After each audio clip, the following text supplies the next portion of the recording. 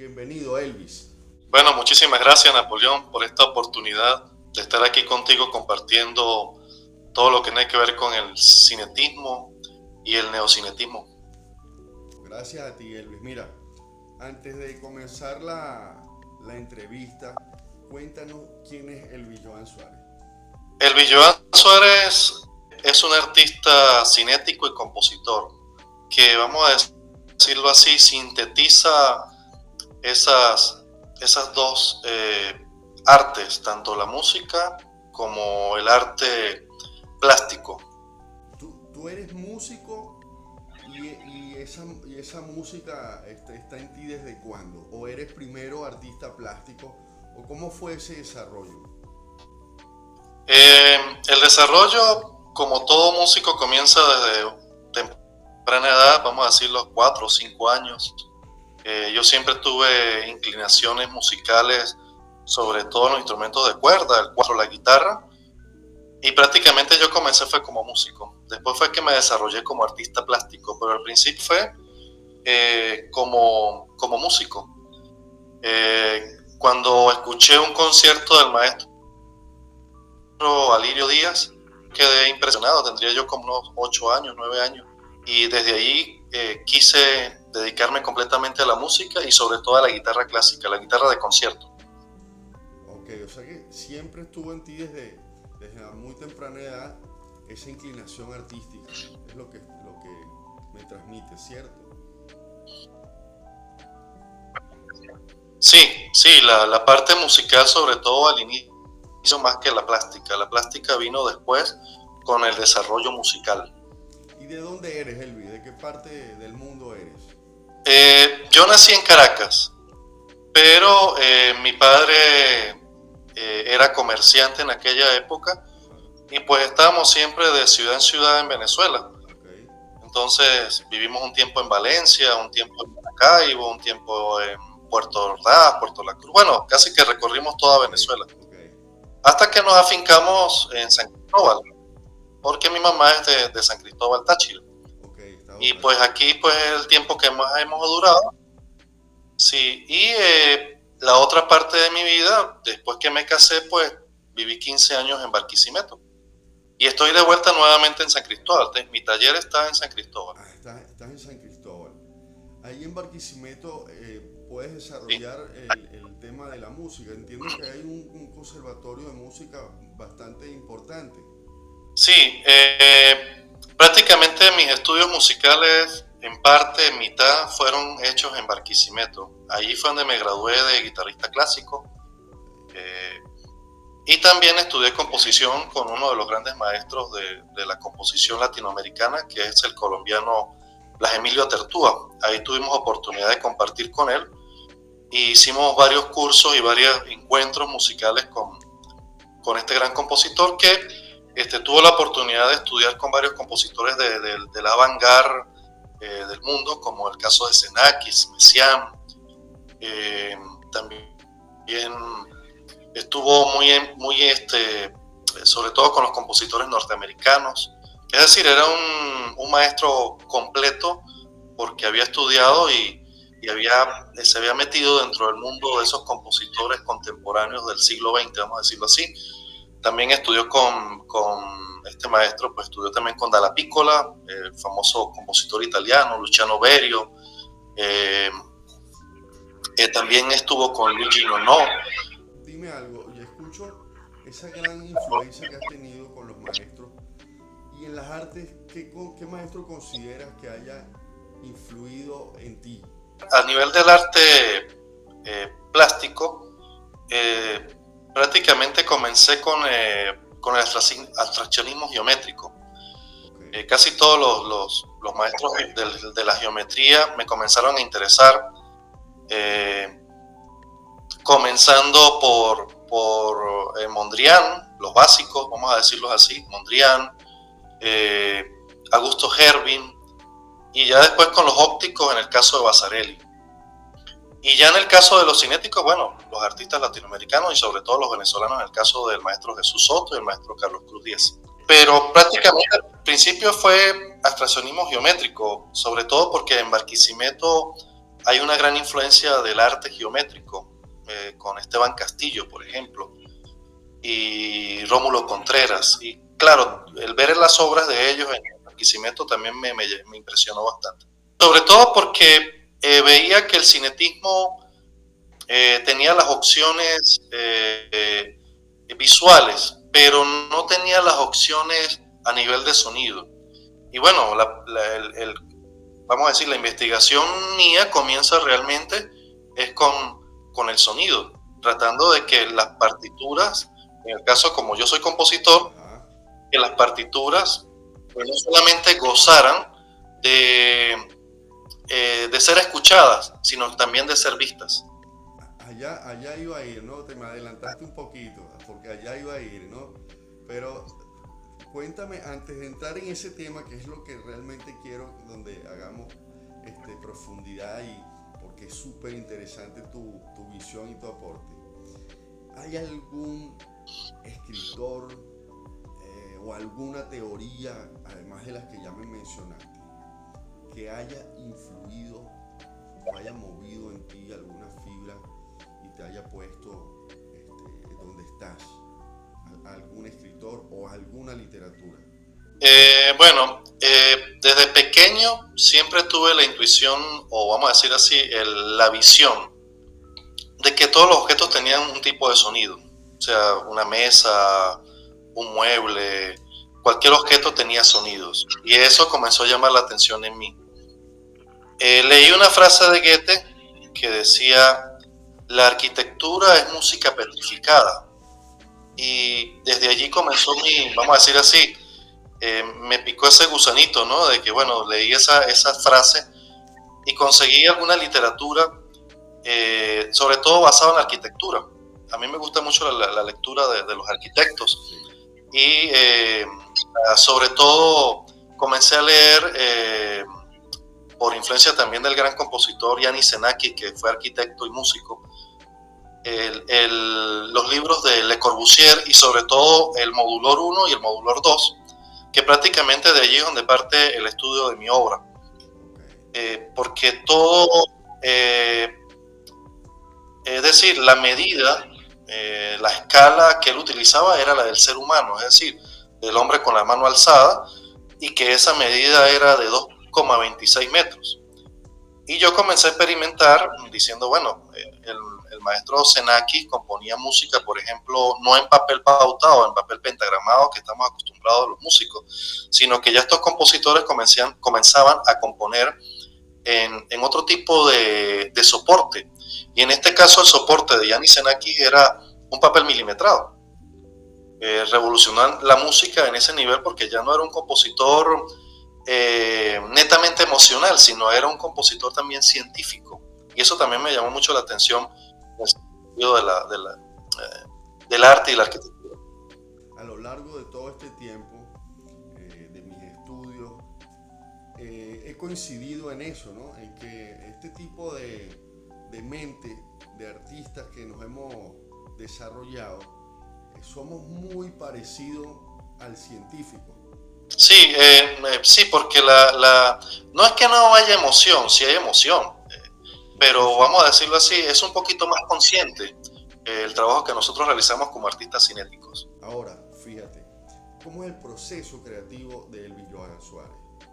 Todo mi trabajo artístico siempre tiene que ver con el sonido y con la música. Parto desde la música y de allí comienzo entonces ya a explorar a través de prácticamente un alfabeto que he creado con una síntesis de varios artistas y sobre todo con la sinestesia. Por ejemplo, el sonido do tiene un color, una figura geométrica, y a partir de allí yo comienzo a trabajar.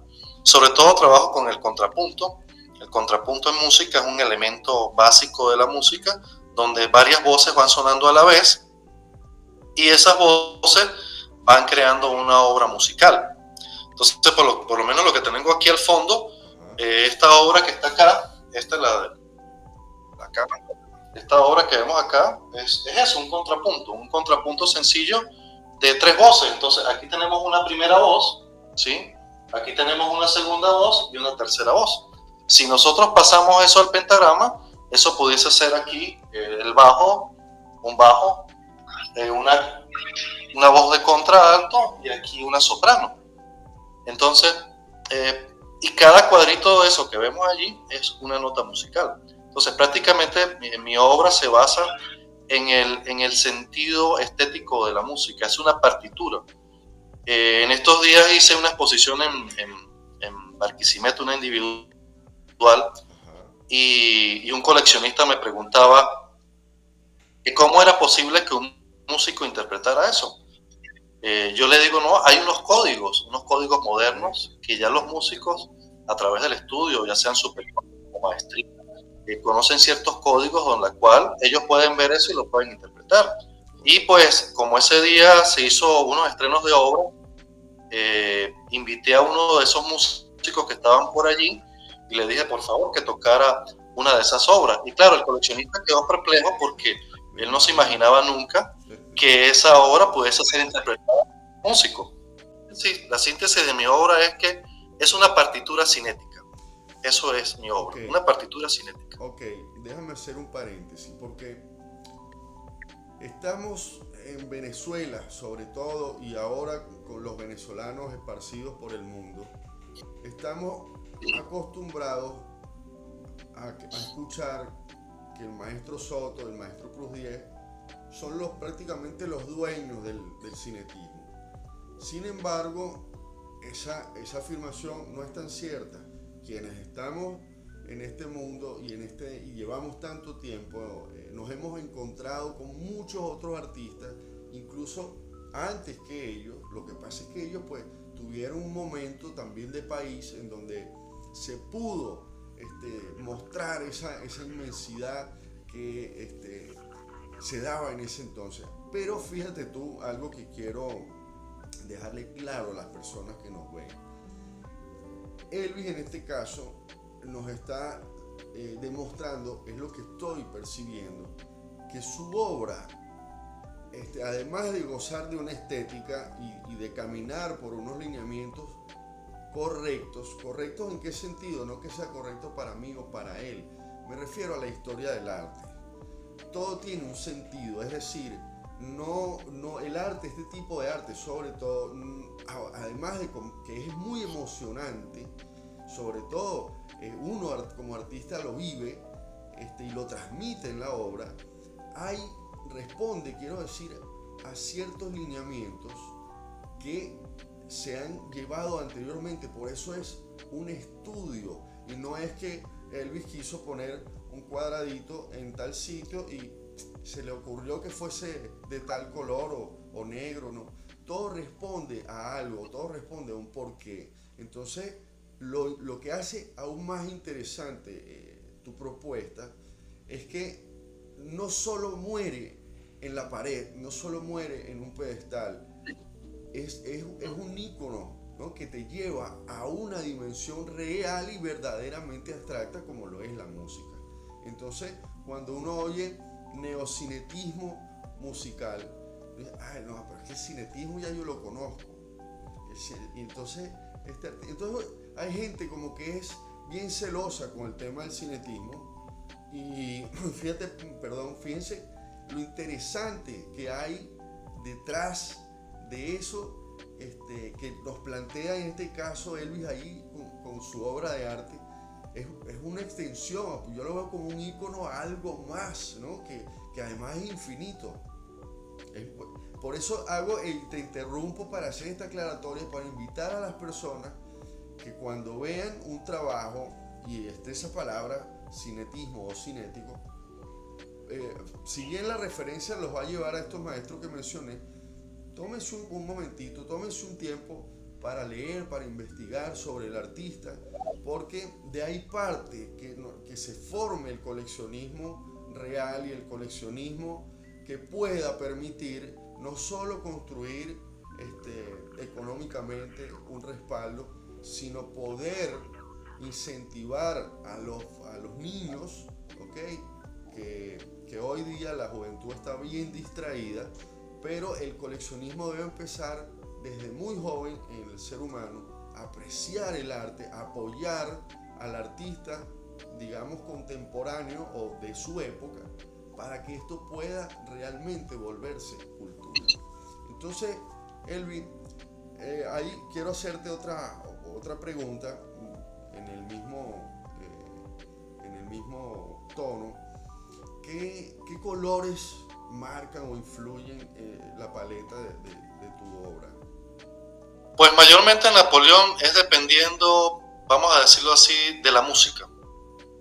De ahí parte todo. O sea, claro, yo puedo utilizar ciertos sonidos y eso me va a dar a mí ciertos colores. O sea que los colores que tú ves vienen de la música, vienen de la vibración del sonido. Exactamente. O sea, o es algo más sensorial. Las dos cosas, está tanto codificado como sensorial. Tan libre como el sonido eres tú para crear. Exacto, sí, porque no me encasillo tampoco, no me gusta tampoco quedarme dentro de porque hay que seguir, esto como dices tú, es un mundo infinito y no puedo quedarme encasillado en cierta forma. Te contradices al hacerlo. Sí, bueno, esta parte por lo menos que es cinética, hay una parte que manejo yo que es un poquito más abstracta, que son ya partituras que llamo yo poemas o poemas sinfónicos, pero siendo en una partitura. Por ejemplo, utilizo la mitología clásica para hacer algunas obras, porque también me inspiro mucho en eso, en la mitología. Y las obras se dividen en varias partes. Por ejemplo, tengo una obra, no tengo ahorita imagen acá, pero después te la pasaré, se llama Eco y Narciso. Es un cuarteto de cuerda que está en un lienzo. Es un lienzo de 1,50 por 1,50 y ahí se va contando la historia de Eco y Narciso a nivel musical. Yo lo llamo así pensando en la forma musical del poema sinfónico. Es decir, el que adquiere una obra de esa está adquiriendo una obra única y sobre todo que tiene música, tiene vamos a decirlo así, una audición que cualquier coleccionista dice, bueno, esta es mi obra y este es mi concierto o mi poema sinfónico para mí, para mi casa, para mi familia. Entonces esa es otra manera que yo también me he metido allí dentro de la parte musical y el cinetismo, explorando también esa parte tanto geométrica como cinética de un poema sinfónico. Las otro tipo de obras que también trabajo es a nivel de tubo sonoro, que no es algo nuevo porque como yo siempre digo, el punto de partida a nivel de la música es el maestro Soto. Y claro, yo no puedo negar esa vamos a decir, esa influencia. Él lo que hizo fue que nos dejó una puerta abierta. Correcto. Hay unas obras del maestro Soto que siempre las tomo como referencia, que es su música serial o sus obras seriales de 1952-1953, que él no siguió trabajando porque él tenía un conocimiento de música, vamos a decirlo así, básico, pero lo aplicó de una manera muy inteligente. Y vamos a decirlo así, la primera obra, vamos a decirlo así, cinético-musical, hecha por un ser humano, la hizo el maestro Soto en 1952. Y esa famosa música serial, la cual no siguió trabajando y que está inspirado en, vamos a decirlo así, en las técnicas contemporáneas de composición musical, y que él le abrió esa brecha para entrar en lo que llamamos ya el cinetismo clásico. Pero él no siguió explorando eso. Yo tengo unas obras con tubos sonoros que son vamos a decir, son de forma romboide, tienen dos colores nada más, amarillo, azul, y cuelgan unos tubos sonoros, pero el amarillo y el azul me dan unos sonidos. El amarillo me da el sonido mi y el azul me da el sonido re. Entonces, yo coloco esos tubos que están netamente afinados, porque son unos tubos que están afinados, los trabajo de tal manera que da una afinación casi que perfecta, y produce esa sinestesia. Veo el color, toco la obra que tiene sonido y exploro la parte sensorial o sinestésica también de la parte auditiva. Sí, por ejemplo, de repente hay muchos críticos que dicen, bueno, eso es Soto, pero como me decías tú, yo los invito siempre a que, bueno, está bien, tú puedes decir, pero Soto dejó una puerta abierta y esto es lo que yo propongo. Y yo, bueno, ya se han escrito, tuve la oportunidad de que el año pasado un compositor venezolano-español me hiciera una tesis, defendió una tesis sobre mi obra en España, y ahí está todo, o sea, está la investigación como debe ser de lo que es mi obra, el punto de partida, vamos a decirlo así, que es el punto abierto, y de ahí pues entonces se parte.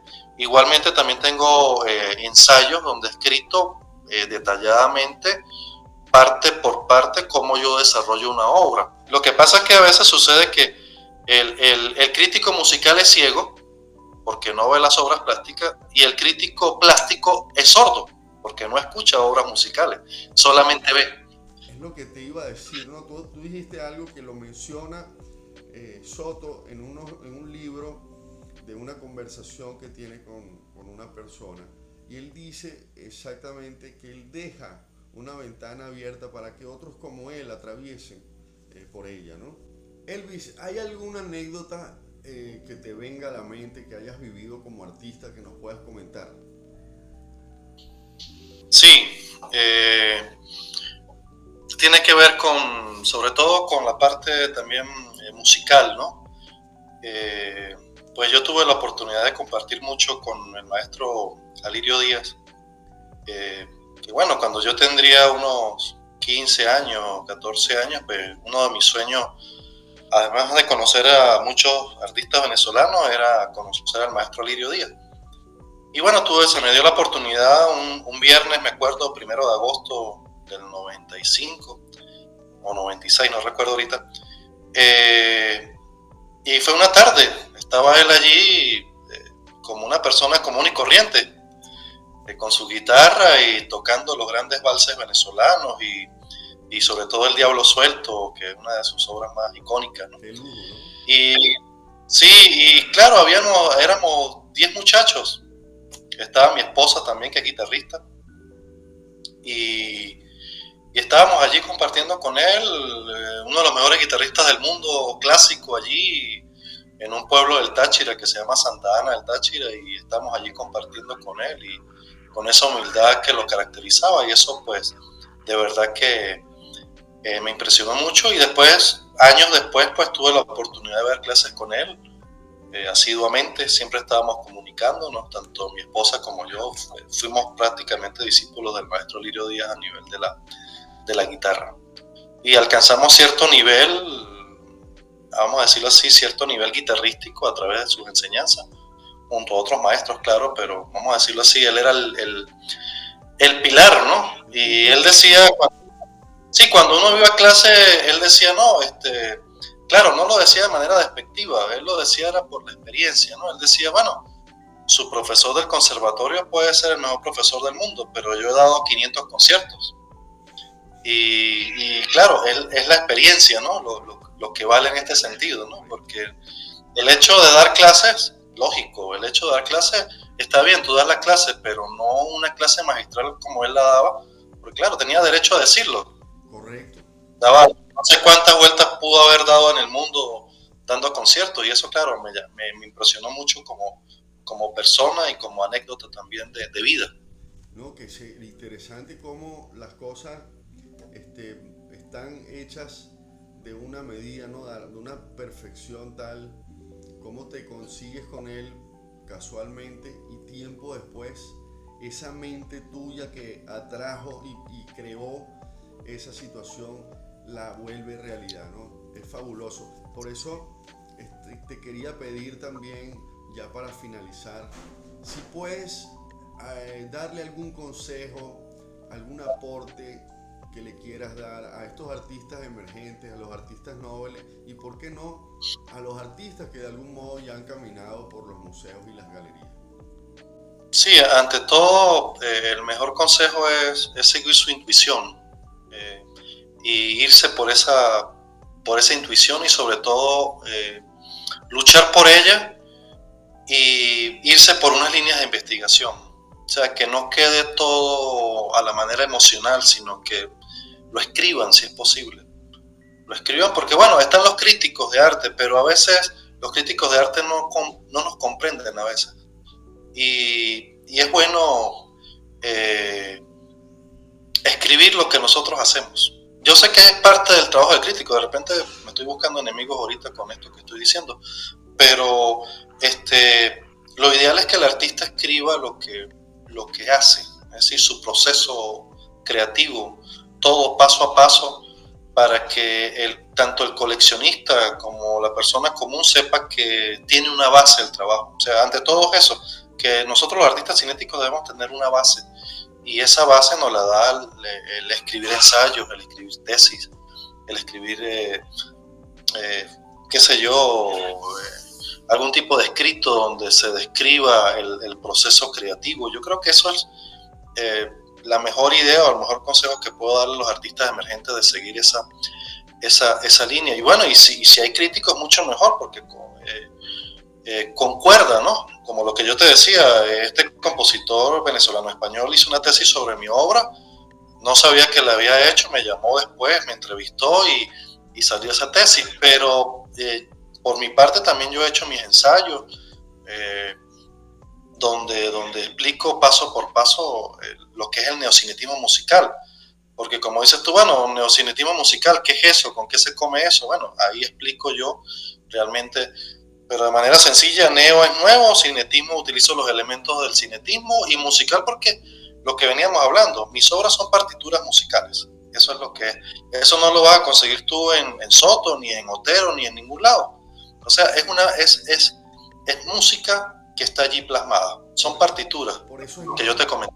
Por eso es Neo, es una nueva visión del arte cinético. Exactamente. Y el vehículo es el mismo movimiento que es la música. Además de que la música es la abstracción pura hecha algo. Exacto. Sí. Como lo que yo te comentaba anteriormente, la obra está allí. Tú ves mi obra, la que está aquí atrás, y yo te digo, bueno, Napoleón, esa obra tiene un audio. Si tú la quieres adquirir como coleccionista, bueno, aquí está tú, además de darte el certificado de autenticidad, además de eso te doy la partitura y te doy el audio de la obra. O sea, tienes la posibilidad de tener esa, y es un audio que es para ti como coleccionista. Entonces, la otra vez un crítico de arte me decía, no, pero es que eso es Soto. Yo le digo, bueno, si tú consigues una obra de Soto donde esté la partitura escrita y donde está la música escrita, me lo haces llegar, porque, o sea, hablan a veces sin tener una base de información realmente. Por eso es que ese consejo es muy válido. Hay que estudiar, hay que leer, hay que informarse, hay que prepararse. Porque... Claro, Napoleón, con esto no quiero decir que el trabajo de Soto, ni de Cruz Diez, ni de otros maestros del cinetismo no valgan. O sea, lo que estoy diciendo es que nos sirvieron como una base. Dejaron muchas puertas abiertas. Con esto no estoy diciendo que estoy respetando a los maestros del cinetismo, no, por el contrario. Yo creo que el maestro Soto y el maestro Cruz Diez estarían de verdad bastante contentos y agradecidos con esta nueva generación de artistas que estamos saliendo de Venezuela, porque realmente fue un gran ejemplo lo que ellos dieron. Y el hecho de incentivar a muchos jóvenes a seguir su camino, yo creo que ya con eso el trabajo de venir a este mundo físico a hacer lo que tenían que hacer ya está hecho. Es el objetivo realmente. Estoy seguro que sí, estoy de acuerdo contigo, y las oportunidades que tuve de conversar con el maestro Carlos Cruz Diez, de plantearle mis visiones, era un ser totalmente noble y abierto. Él vivía en una burbuja única que lo hace tan grande, porque el artista a través de su obra no muere. Elvis, te quiero dar las gracias por tu tiempo, por darnos todo tu conocimiento, compartirlo. Ojalá, y estoy seguro que sí, esto llegue a muchos, sobre todo a los coleccionistas, que son aquellos que apoyan la labor del artista, porque con su aporte, valga la redundancia, llevan adelante la investigación. No solo enaltecen su colección y enriquecen sus espacios, sino que le dan la posibilidad al artista de continuar con la investigación. Muchísimas gracias, Napoleón, por este espacio y por compartir contigo. Gracias a ti, un abrazo. Voy a dejar todas tus redes para que te conecten, te sigan y puedan de alguna manera hacerse de una de tus piezas y tenerlas, disfrutarlas y oírlas. Gracias, Napoleón. Luis, Dios te bendiga, muchas gracias por tu tiempo, ¿ok? Hasta luego, estamos en contacto.